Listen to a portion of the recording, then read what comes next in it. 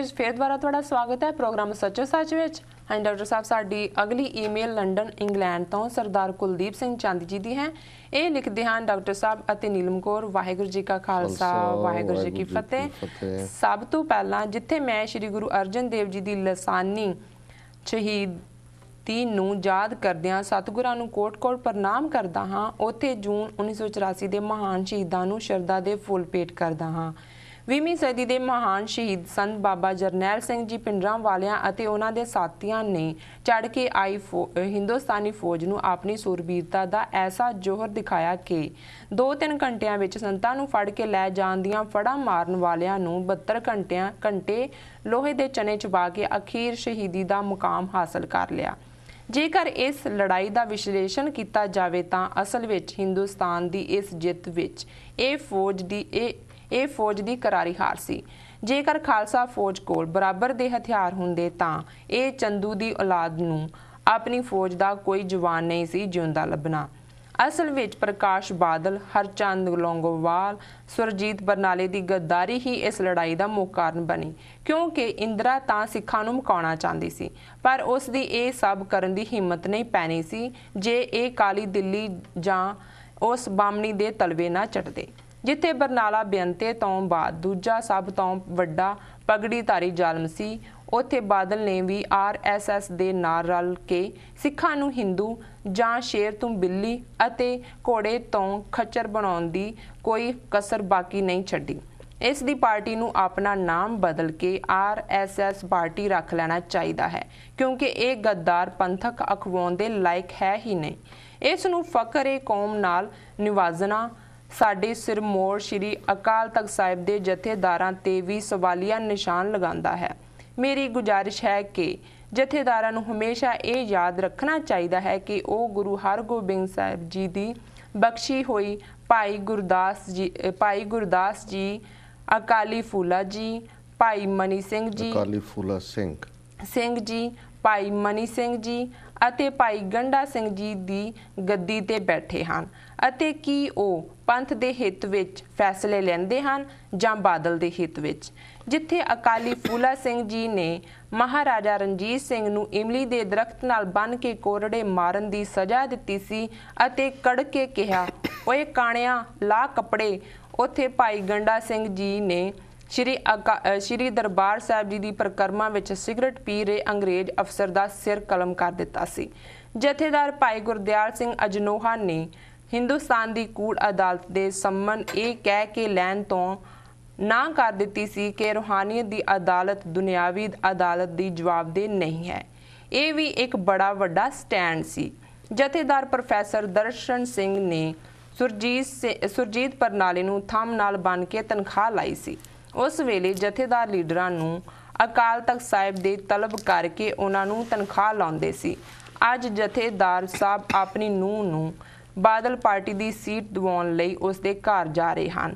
ਮੇਰੀ ਜਥੇਦਾਰ ਸਾਹਿਬ ਨੂੰ ਬੇਨਤੀ ਹੈ ਕਿ ਉਹ ਲਾਲਚ ਛੱਡ ਕੇ ਇਸ ਗੱਦਾਰ ਲੀਡਰ ਨੂੰ ਅਕਾਲ ਤਖਤ ਸਾਹਿਬ ਤੇ ਤਲਬ ਕਰਕੇ ਤਨਖਾਹ ਲਾਉਣ ਅਤੇ ਅਗਾਂਹ ਤੋਂ ਉਸ ਨੂੰ ਐਸਾ ਨਾ ਕਰਨ ਦਾ ਆਦੇਸ਼ ਦੇਣ। ਸਿੱਖਾਂ ਦੇ ਮਨਾਂ ਵਿੱਚ ਅਕਾਲ ਤਖਤ ਸਾਹਿਬ ਦਾ ਡਰ ਅਤੇ ਜਥੇਦਾਰ ਸਾਹਿਬ ਦੇ ਪ੍ਰਤੀ ਭਰੋਸਾ ਕਾਇਮ ਰਹਿਣਾ ਚਾਹੀਦਾ ਹੈ।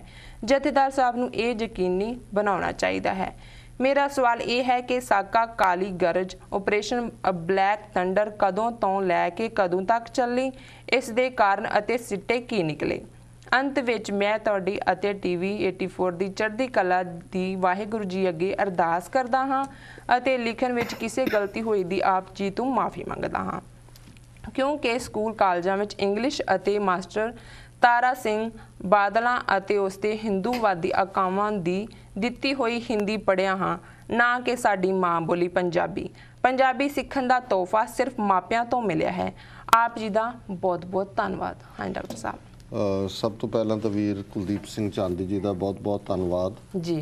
ਇਹ ਸਾਡਾ ਕੰਮ ਬਹੁਤ ਸੌਖਾ ਕਰ ਦਿੰਦੇ ਨੇ, ਪੰਜਾਬੀ 'ਚ ਲਿਖਦੇ ਨੇ। ਤੇ ਵੈਸੇ ਇਹਨਾਂ ਇਹ ਜੇ ਕਹਿੰਦੇ ਨਾ ਵੀ ਅਸੀਂ ਹਿੰਦੀ ਪੜ੍ਹ ਕੇ ਆਏ ਹਾਂ, ਤੇ ਲੱਗਦਾ ਨਹੀਂ ਹੈ। ਤੁਹਾਡੀ ਟਾਈਪਿੰਗ ਵੀ ਬਹੁਤ ਵਧੀਆ ਹੁੰਦੀ ਹੈ ਜੀ ਔਰ ਗ੍ਰਾਮੈਟਿਕਲੀ ਔਰ ਪੂਰੀ ਜਿਹੜੀ ਤੁਸੀਂ ਜਿਸ ਵਿਸ਼ੇ ਨੂੰ ਕਹਿਣਾ ਚਾਹੁੰਦੇ ਹੋ ਉਹਦੇ ਬਾਰੇ ਤੁਸੀਂ ਬਹੁਤ ਸਾਰੀ ਡੀਟੇਲ ਦਿੰਦੇ ਹੋ ਜੀ, ਉਹ ਆਪਣੇ ਆਪ ਦੇ ਵਿੱਚ ਜਵਾਬ ਵੀ ਹੁੰਦੇ। ਜੀ ਜੀ, ਬਹੁਤ ਚੰਗਾ ਮੈਨੂੰ ਲੱਗਿਆ ਵੀ ਤੁਸੀਂ ਜਦੋਂ 4 ਸਦੀਆਂ ਦੇ ਅਕਾਲ ਤਖਤ ਦੇ ਇਤਿਹਾਸ ਦੀ ਗੱਲ ਕੀਤੀ, ਜਿੱਥੇ ਤੁਸੀਂ ਗੁਰੂ ਅਰਜਨ ਸਾਹਿਬ ਦੀ ਸ਼ਹਾਦਤ ਨੂੰ ਨਤਮਸਤਕ ਹੋਏ, ਸੰਤ ਪਿੰਡਾਂ ਵਾਲਿਆਂ ਦੀ ਔਰ ਜੁਝਾਰੂ ਸਿੰਘਾਂ ਦੀ ਸੂਰਬੀਰਤਾ ਜੀ ਜੀ, ਜਿਨ੍ਹਾਂ ਨੇ 72 ਘੰਟੇ ਲੋਹੇ ਦੇ ਚਨੇ ਚਬਾਏ, ਉਸ ਦਾ ਜ਼ਿਕਰ ਕੀਤਾ ਜੀ।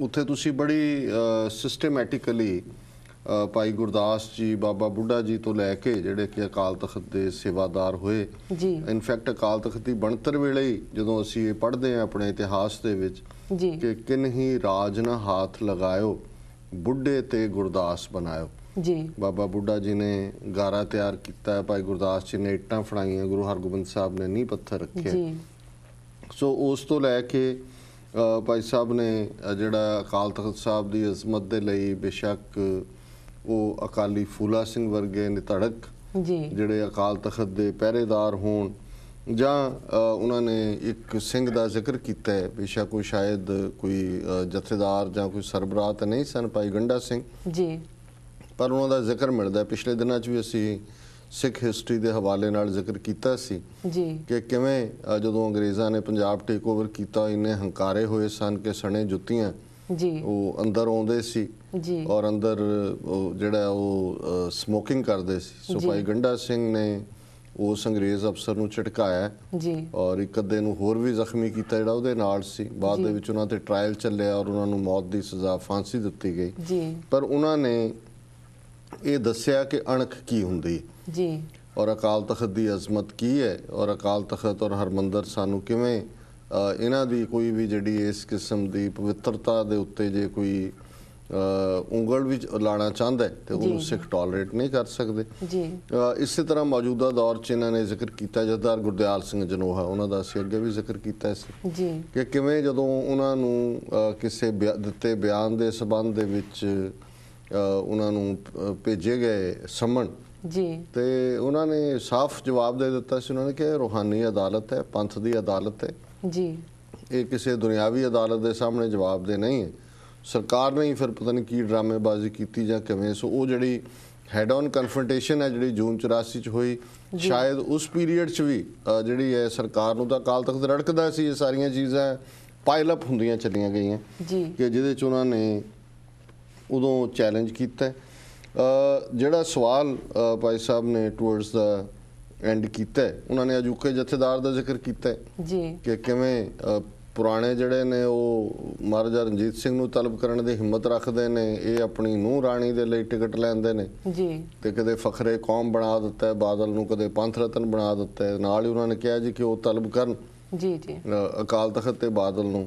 ਜੀ, ਸੋ ਮੇਰਾ ਖਿਆਲ ਹੈ ਵੀ ਚਾਂਦੀ ਜੀ, ਜੇ ਤੁਸੀਂ ਕਹਿੰਦੇ ਹੋ ਕਿ ਵੀ ਕਿਵੇਂ ਅਜੋਕਿਆਂ ਨੇ ਫਖਰੇ ਕੌਮ ਤੇ ਦੂਸਰਾ ਬਣਾਇਆ, ਫਿਰ ਜਿਹਦਾ ਖਾਈਏ ਉਹਦੇ ਗੁਣ ਗਾਈਏ ਜੀ, ਤੇ ਜਦੋਂ ਮੂੰਹ ਖਾਂਦਾ ਅੱਖਾਂ ਸ਼ਰਮਾਉਂਦੀਆਂ, ਜਦੋਂ ਨਾਕਾਬਲ ਲੋਕ ਉਹਨਾਂ ਅਹੁਦਿਆਂ ਦੇ ਉੱਤੇ ਬਿਠਾ ਦਿੱਤੇ ਜਾਂਦੇ ਨੇ ਤੇ ਫਿਰ ਉਹ ਉਸ ਮਾਲਕ ਦੇ ਗੁਣ ਗਾਇਨ ਕਰਦੇ ਨੇ ਜਿਨ੍ਹਾਂ ਨੇ ਉਹਨਾਂ ਨੂੰ ਉਸ ਅਹੁਦੇ ਤੱਕ ਪਹੁੰਚਾਇਆ ਹੁੰਦਾ ਹੈ। ਸੋ ਇਹਨਾਂ ਤੋਂ ਐਕਸਪੈਕਟ ਕਰਨਾ ਕਿ ਅਕਾਲੀ ਫੂਲਾ ਸਿੰਘ ਜਾਂ ਜਥੇਦਾਰ ਜਨੋਹਾ ਜਾਂ ਬਾਬਾ ਮਾਨੋਚਾਲ ਜਿਹੜੇ ਜਥੇਦਾਰ ਰਹਿੰਦੇ ਆ, ਉਹਨਾਂ ਨੇ ਮਜ਼ਬੂਤੀ ਦੇ ਨਾਲ ਸੰਤਾਂ ਦੀ ਸ਼ਹਾਦਤ ਬਾਰੇ ਵੀ ਲਾਈਨ ਲਈ, ਖਾਲਿਸਤਾਨ ਦੇ ਐਲਾਨਨਾਮੇ ਦੀ ਗੱਲ ਵੀ ਕੀਤੀ ਜੀ, ਔਰ ਇਹ ਸਾਰੇ ਦੇ ਤਾਂ ਕਾਬਲ ਨਹੀਂ ਨੇ। ਬਾਕੀ ਜਿਹੜਾ ਬਲੈਕ ਥੰਡਰ ਬਾਰੇ ਉਹਨਾਂ ਨੇ ਪੁੱਛਿਆ ਜੀ, ਦੇਖੋ ਪਹਿਲੀ ਗੱਲ ਤਾਂ ਇਹ ਸਾਰੇ ਜਿਵੇਂ ਅਸੀਂ ਅਜੇ ਵੀ ਹੁਣ ਇਸ ਵਾਰ ਕੁਝ ਘੱਟ ਰੁਝਾਨ ਦੇਖਣ ਚ ਆਇਆ, ਨਹੀਂ ਤਾਂ ਸਾਕਾ ਨੀਲਾ ਤਾਰਾ, ਆਪਰੇਸ਼ਨ ਬਲੂ ਸਟਾਰ, ਇਹ ਸ਼ਬਦ ਅਸੀਂ ਵੀ ਇਸਤੇਮਾਲ ਕਰਦੇ ਹਾਂ। ਮੈਂ ਤਾਂ ਨਹੀਂ ਕੀਤੇ, ਬਟ ਮੈਂ ਦੇਖਦਾ ਵੀ ਬਹੁਤ ਸਾਰੇ ਸਾਡੇ ਚੰਗੇ ਜਿਹੜੇ ਸੰਘਰਸ਼ ਵਾਲੇ ਵੀਰ ਭੈਣਾਂ ਵੀ ਰਹੇ ਨੇ, ਇਸਤੇਮਾਲ ਕਰਦੇ ਰਹੇ ਨੇ ਜੀ। ਸੋ ਇਹ ਤਾਂ ਉਹਨਾਂ ਨੇ ਜੂਨ 84 ਦੇ ਹਮਲੇ ਤੋਂ ਲੈ ਕੇ ਹੁਣ ਤੱਕ ਵੀ, ਹੁਣ ਵੀ ਜੋ ਕੁਝ ਕਰ ਰਹੇ ਨੇ ਪੰਜਾਬ 'ਚ, ਉਹਦਾ ਕੋਈ ਨਾ ਕੋਈ ਉਹਨਾਂ ਨੇ ਕੋਡ ਨੇਮ ਰੱਖਿਆ ਹੋਏਗਾ ਜੀ। ਸੋ ਜਿਹੜੇ ਨਾਮ ਸਮੇਂ-ਸਮੇਂ ਸਾਹਮਣੇ ਆਉਂਦੇ ਗਏ, ਉਹਨਾਂ ਦੇ ਵਿੱਚ ਉਹਨਾਂ ਦੇ ਹੀ ਜਿਹੜੇ ਨੇ, ਕੋਈ ਬਲੂ ਸਟਾਰ, ਫਿਰ ਵੁੱਡ ਰੋਜ਼ ਜਿਹੜਾ ਪੰਜਾਬ ਦੇ ਵਿੱਚ ਇਹਨਾਂ ਨੇ ਬੜੀ ਤੇਜ਼ੀ ਦੇ ਨਾਲ 12,000 ਪਿੰਡਾਂ ਦੇ ਵਿੱਚ ਕੰਘੀ ਫੇਰੀ, ਉਹਨੂੰ ਕੋਂਬਿੰਗ ਆਪਰੇਸ਼ਨ ਵੀ ਕਹਿੰਦੇ ਸੀ, ਪਰ ਨਾ ਵੁੱਡ ਰੋਜ਼ ਜੀ, ਕਿ ਜੰਗਲੀ ਗੁਲਾਬ, ਜਿਹਦੇ ਥੱਲੇ ਉਹਨਾਂ ਨੇ ਅੰਮ੍ਰਿਤਧਾਰੀ ਸਿੱਖਾਂ ਨੂੰ ਚੁਣ ਕੇ ਜਿਹੜਾ ਉਹ ਕੱਢਿਆ ਔਰ ਮਾਰਿਆ ਜੀ। ਫਿਰ ਇਹਦੇ ਨਾਲ ਰਿਲੇਟਡ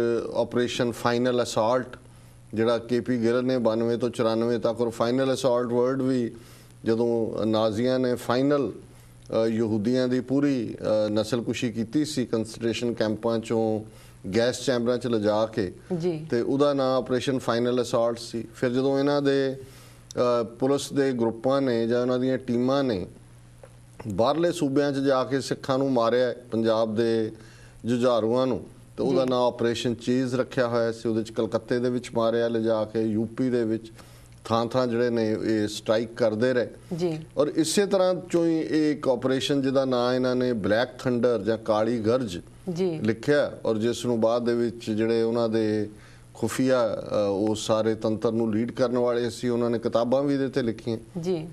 ਸੋ ਇਹਦਾ ਟਾਈਮ ਫਰੇਮ ਤਾਂ ਜਿਹੜਾ ਮੁੱਖ ਤੌਰ ਤੇ ਜਦੋਂ ਇਹਨਾਂ ਨੇ ਇੰਟਰਨੈਸ਼ਨਲ ਮੀਡੀਆ ਨੂੰ ਵੀ ਸੱਦ ਕੇ ਜਲੂਸ ਕਢਾਉਣ ਦਾ ਯਤਨ ਕੀਤਾ ਜੂਨ 84 ਦੇ ਜਿਹੜਾ ਸਿੰਘਾਂ ਦੀ ਸੂਰਮਗਤੀ ਸੀ ਉਹਨੂੰ ਲੈਟ ਡਾਊਨ ਕਰਨ ਦੇ ਲਈ, ਉਹ ਤਾਂ ਇਸ ਜੁਲਾਈ ਅਗਸਤ 88 ਦੇ ਵਿੱਚ 1988 ਦੇ ਵਿੱਚ ਸੀ। ਉਦੋਂ KP ਗਿੱਲ ਨੂੰ ਲਿਆਂਦਾ ਗਿਆ, ਔਰ ਉਹਦੇ 'ਚ ਜਿਹੜੇ ਤੱਥ ਸਾਹਮਣੇ ਨੇ ਕਿ 120 ਦੇ ਕਰੀਬ ਜਿਹੜੇ ਬੰਦੇ ਇਹਨਾਂ ਨੇ ਕਿਹਾ ਜੀ ਹੱਥ ਖੜੇ ਕਰਕੇ ਆਏ, ਬਾਹਰ ਆਏ ਜਾਂ ਸਰੈਂਡਰ ਕੀਤਾ, ਉਹਨਾਂ 'ਚੋਂ ਲਗਭਗ ਸਾਰੇ ਹੀ ਜਿਹੜੇ ਨੇ ਕੁਝ ਸਮੇਂ ਬਾਅਦ ਕਿਸੇ ਨਾ ਕਿਸੇ ਬਹਾਨੇ ਨਾਲ ਰਿਲੀਜ਼ ਕਰ ਦਿੱਤੇ ਗਏ। 2-3 ਨੂੰ ਛੱਡ ਕੇ ਜਿਹੜੇ ਮੌਕੇ ਦੇ ਉੱਤੇ ਜਿਨ੍ਹਾਂ 'ਚ ਸੁਰਜੀਤ ਸਿੰਘ ਪੈਂਟਾ ਸੀ ਜਿਹਨੇ ਸਾਇਨਾਈਡ ਖਾ ਲਿਆ, ਜਾਂ ਭਾਈ ਕਾਰਜ ਸਿੰਘ ਥਾਂਦੇ, ਜਾਂ 2-3 ਹੋਰ ਜਿਹੜੇ ਉੱਥੇ ਲੜ ਕੇ ਸ਼ਹੀਦ ਹੋਏ।